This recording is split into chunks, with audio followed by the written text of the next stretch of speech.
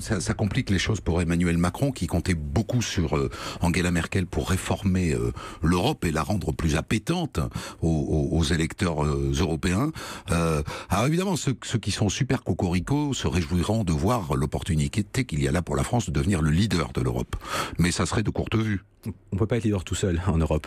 C'est-à-dire que effectivement, ça contrarie les plans d'Emmanuel Macron, ça contrarie l'agenda.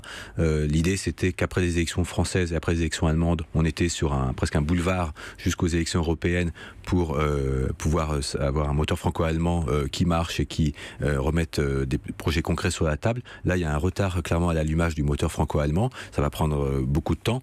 Et donc, pour Emmanuel Macron, certes, si on regarde aussi les situations des autres démocratie parlementaire autour de nous, que ce soit l'Espagne, l'Italie qui va affronter des élections l'année prochaine. Je pense aussi à l'Autriche, à la République tchèque, et je parle même pas du Royaume-Uni qui est dans une autre situation. Effectivement, il y a un risque d'être finalement seul sur scène.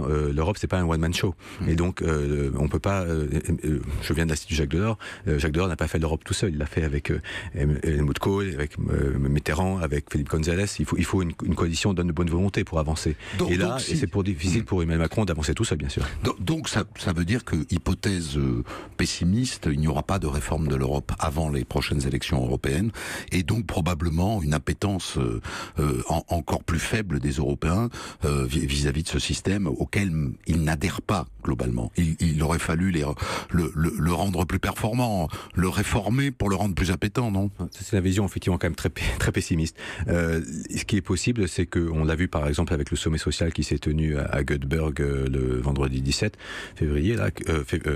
novembre, qu'on pouvait quand même faire des choses. Il y a eu même une avancée aussi sur l'Europe de la défense. Donc on peut avancer, mais ce qui est un chantier cher au président de la République, qui est l'Union économique et monétaire, et avoir un gouvernement économique de l'Union européenne mieux gouverné, effectivement, là ça va être beaucoup plus compliqué et d'avancer là-dessus. Mais il aura sans doute à cœur de montrer que il sera toujours très offensif sur ce sujet, et en essayant jusqu'au bout de faire avec d'autres. Ce qui est compliqué, c'est que la France ne peut pas y aller sans l'Allemagne, et pour l'instant l'Allemagne ne peut aller nulle part. Voilà, il y a eu le discours de la Sorbonne qui avait été fait exprès juste au lendemain des élections allemandes, souvenons-nous, le 26 septembre. Et l'idée, c'était de lancer le débat et après que l'Allemagne réponde. Mais là, elle n'est pas du tout en état de répondre. Elle est plutôt, effectivement, il y a une sorte d'immense parenthèse avec ce partenaire incontournable. Et jusqu'à maintenant, on n'a pas de plan B. Le couple franco-allemand, c'est toujours été ce qui fait avancer l'Europe. Donc là, s'il est en panne, effectivement, il faut encore patienter quelques temps. Merci à vous, Sébastien Maillard, d'être venu éclairer cette crise politique en Allemagne. Dans un instant.